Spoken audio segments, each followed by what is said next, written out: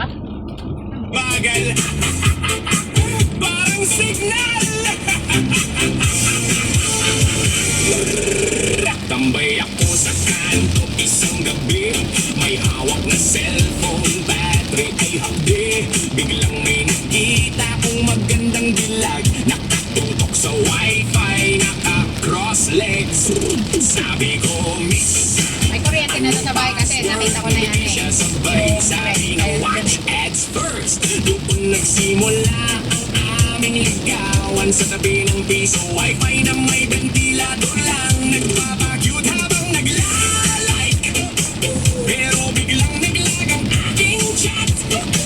Ay ko sana, I love you miss. Kaso loading, ngayon na miss. Piso wifi love story, nakakakilig konti. Pero pag nawalan ng signal, away agad kami. Kapag mahina ang internet connection, pagkirelasyon may buffering situation. Piso wifi love story, saya sana lagi. Kaso pag may nag-download lang na bigla, baby, hindi man social ang aming date. Basta may internet. Okay na, mate. Nag-video call kami hanggang madaling araw. Biglang may pumasok na nag-YouTube ng sabaw. Ayun, nag-freeze, mukha niyang maganda.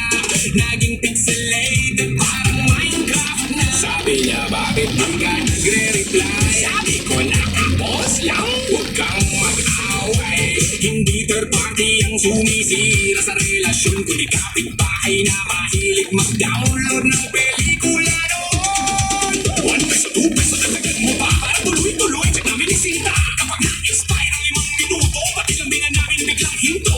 Minsan sweet, minsan disconnected. Pag low signal lahat complicated. Pero kahit laging itong pag-ibig ko, ito pa rin ang connected sa puso ko.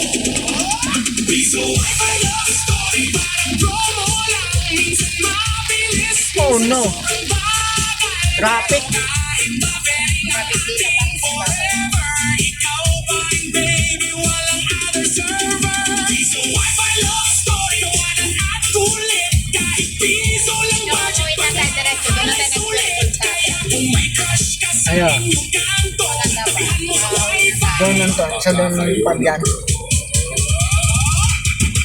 Sponsored by Please insert coin.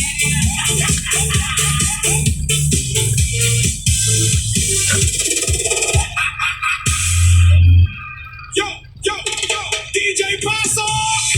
Para sa mga jowang laging dahilan ay